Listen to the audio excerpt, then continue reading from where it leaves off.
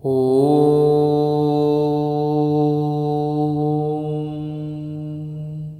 न सदा सिन्नो सदा सिद्धदानीं नासीतृजो नो योमो परोयत्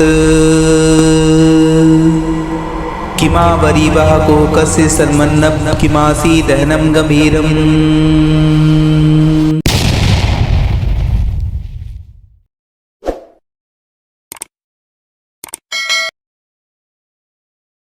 नमस्कार। धर्मगुरुओं का महासंग्राम सत्य की खोज पागल पथिक सीरीज में आपका स्वागत है। यह सीरीज का चौथा वीडियो है। आज हम डिस्कस करने जा रहे हैं, चर्चा करने जा रहे हैं एक महानतम संत की। ये हैं वृंदावन के हित प्रेमानंद जी महाराज, जिनकी वीडियोस आपने देखे हुए, इनके बारे में आपने सुना होगा।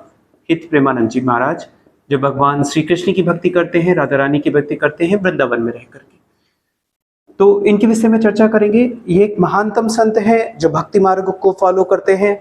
ये एक ऐसे संत हैं, दो विशिष्ट बातों पर ही हम चर्चा कर रहे हैं आज। पहला, इन्होंने चमत्कारों को सिरे से नकारा है और इन्होंने कहा है चमत्कार यदि आपको सिद्धियां में मिलती हैं तो आप उन सिद्धियों का प्रदर्शन ना करें, ईश्वर भक्ति पे लगे, चमत्कारों को ना करें।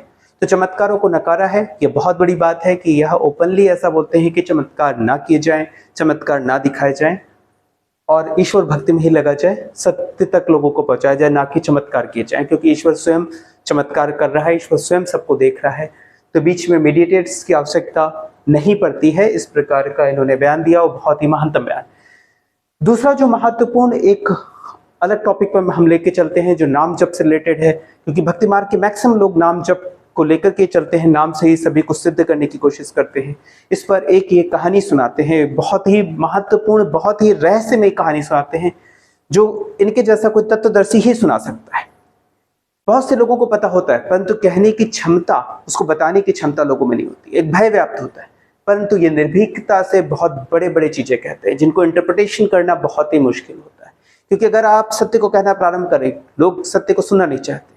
तो जिस प्रकार से सत्य को कहते हैं, इन्होंने चमत्कार को नकारा, नाम जप पर एक कहानी सुनाई, तो इनकी दिव्यता का पता चलता है, इनके सत्य का पता चलता है कि ये ईश्वर के कितने करीब हैं और सत्य को कितना जानते हैं।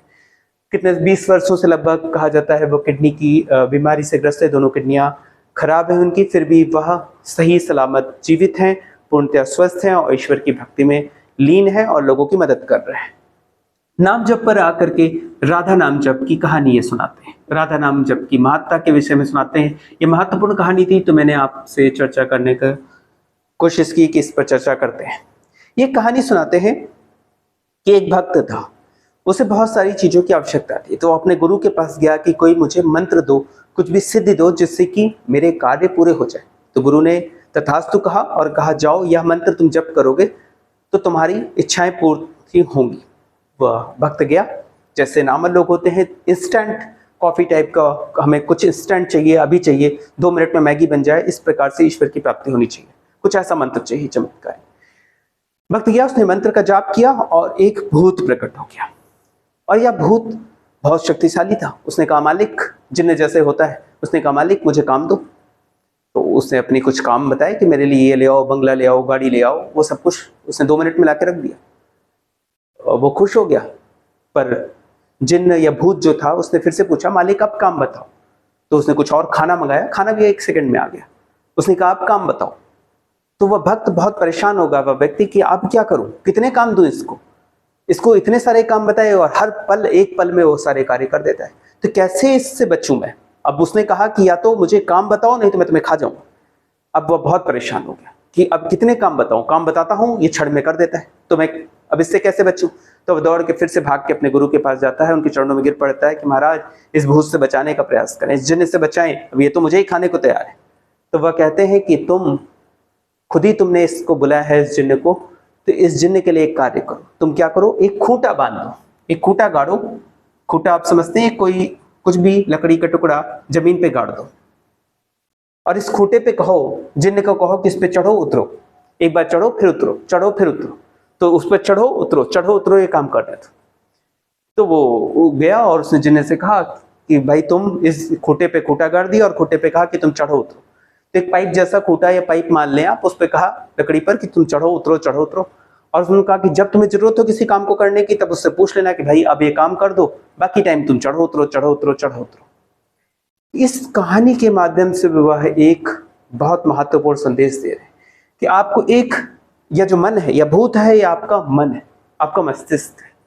मैं इस विषय पर बहुत डिटेल में चर्चा करूंगा, तो यहाँ पर सिर्फ वो क्या कह रहे हैं वो मैं बताना चाह रहा हूँ। कितने मर्म की बात कर रहे हैं, कितने तत्व की बात कर रहे हैं, वह इससे जाहिर हो रहा है। वह कह रहे हैं कि मैं आपको दे रहा हूँ, यह भगवान ने आपको दिया है राधा रानी का नाम, आप राधे राधे राधे राधे करते रहे। यह मन है, मन को आपने खूंटा गाड़ दिया और उसको कहा कि तुम जाप करो, और जाप दे दिया। और जब तुमको जरूरत हो कभी माता पिता की सेवा करनी तो इससे कहो आओ माता पिता की सेवा करो, आओ अब ये परोपकार करो, अब ये चलो अच्छे काम करो, अब ये काम करो, और जब खाली है तो जाओ राधे नाम का जप करो।